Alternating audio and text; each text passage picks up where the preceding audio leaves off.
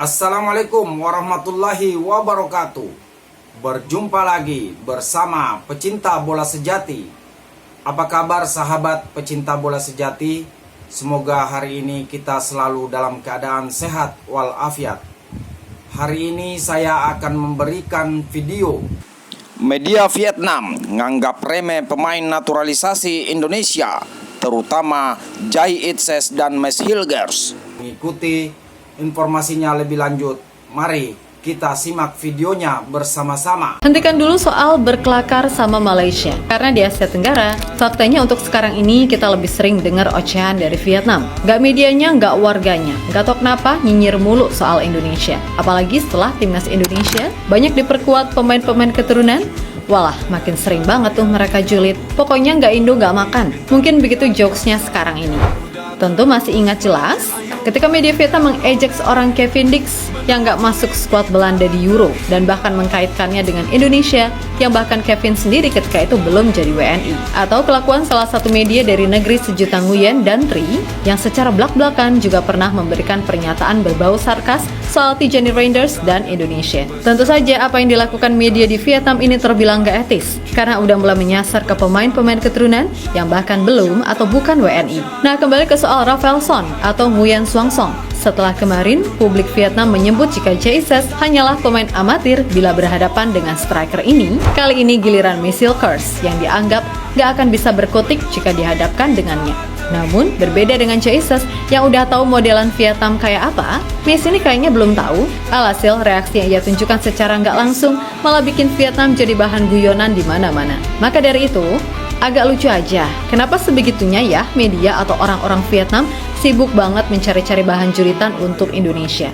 Entah apa yang terjadi dari waktu ke waktu, orang-orang di Vietnam kayaknya suka banget mengulik soal apapun yang berkaitan dengan timnas Indonesia. Dan lucunya, banyak dari berita yang disampaikan lebih berbau nyinyir ataupun julid itu sendiri. Mungkin alasan yang cukup masuk akal adalah Vietnam merasa jengkel karena setelah masuk era baru, Indonesia kini ada di atas mereka. Setelah sebelumnya, kita tahu kan, Vietnam ini sempat jadi tim ASEAN yang ngeri banget di bawah Park Hang-seo, namun selayaknya roda kehidupan.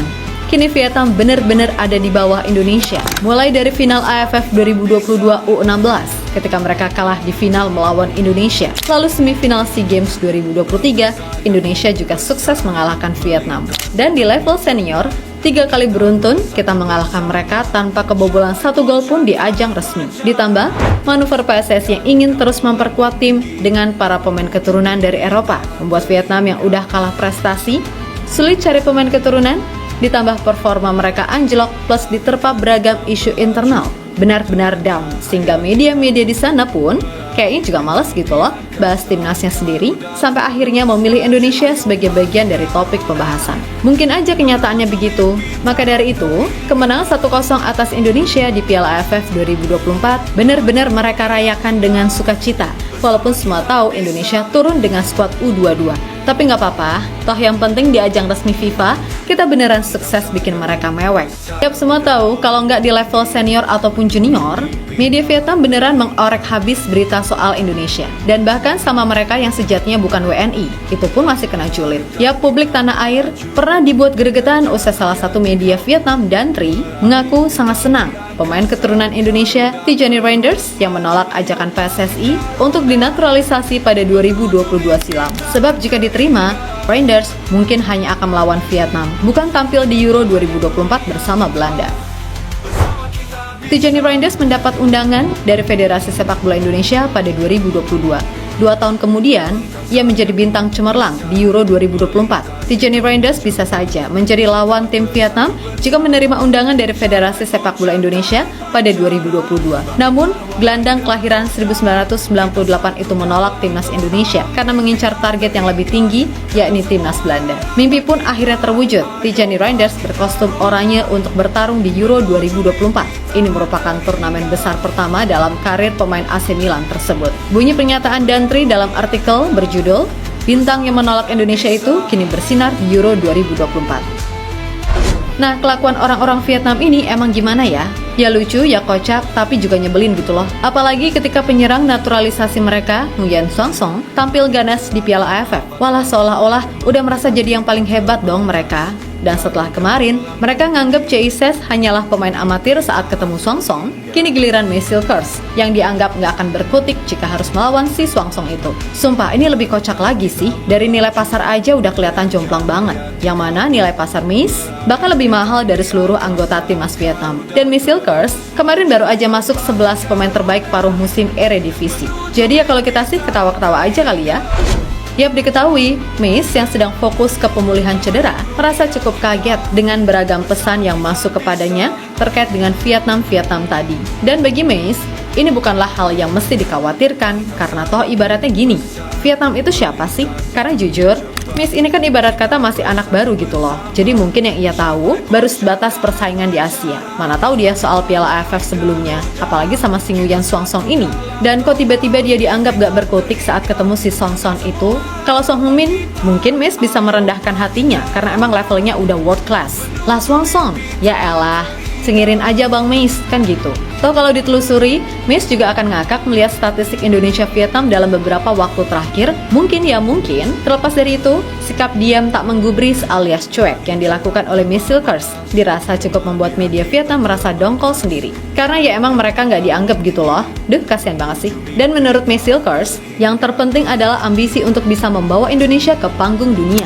Maka dari itu, ia benar-benar ingin cepat pulih dan perform lagi di klub untuk kemudian membawa performa apiknya ke timnas Indonesia, sekaligus membayar beragam nyinyiran atas 2 laga debut yang dirasa nggak enak. Sisi lain, ada kabar menarik soal Ian Maatsen, di mana diyakini beragam pesan-pesan positif yang masuk pada dirinya membuatnya meyakini kalau Indonesia adalah negara yang pantas ia bela. Terlebih, masuknya pemain-pemain seperti Kevin Dix, May Silkers, Tom Haye, Kelvin Verdong, CISS, hingga Martin Pas benar-benar memberikan pengaruh baginya. Apalagi nanti jika Indonesia udah ketambahan pemain-pemain grade A lainnya. Maka Ian Maatsen diyakini akan merasa lebih tertantang, mengingat peluang Indonesia ke Piala Dunia juga sangat terbuka. Gak cuma di edisi kali ini, tapi di edisi selanjutnya pun juga, karena pemain-pemain yang ada usianya pun masih terhitung muda. Dan ingat, Indonesia juga lolos langsung ke Piala Asia 2027, jadi sedikit banyak itu juga memberikan pengaruh. Nah, mau dibilang kayak gimana pun, Ian Maatsen adalah pemain yang labelnya udah kelas dunia. Jadi bisa dibilang, dia adalah raja terakhir diaspora yang benar-benar kita butuhkan. Maka akan jadi anugerah besar kalau kita bisa punya pemain sepertinya yang usianya pun juga masih muda gitu loh. Jangan bilang gak mungkin. Dulu siapa yang nyangka kita punya pemain seperti sekarang ini? Tapi nyatanya bisa kan? Yap, terlepas dari apapun, udahlah terserah si Nguyen mania itu mau ngapain biarin aja. Karena masih banyak hal yang lebih penting. Dan untuk timnas Indonesia, moga-moga aja pemain baru yang diincar bisa segera join. Yang udah salaman, bisa segera disumpah. Kemudian soal isu pergantian pelatih yang digaungkan media Italia, udah tenang aja, Pak Erik tahu kok mana yang terbaik. Karena sejatinya, ganti pelatih nggak bisa menjamin segalanya bisa langsung jadi lebih baik. Toh kalau mau pecat STY sekarang, ya udah siap-siap aja rugi besar karena harus bayar pesangon. Dan coachnya mah santai pastinya walaupun sedih. Udah dapat pesangon gede, hidup tenang nggak dengerin bacot aliansi Handuk Mania and Friends, kemudian bisa fokus ngurusin akademi, serta ngelatih di level klub-klub Asia. Karena bagaimanapun, yang mau jasa Coach Shin ini juga banyak. Jadi kembali lagi, Pak Erik tahu kok apa yang harus dilakukan. Dan Coach Shin, terlepas dari segala kesalahan yang ia buat, Mimin rasa ia masih sosok yang paling pas menangani timnas Indonesia saat ini.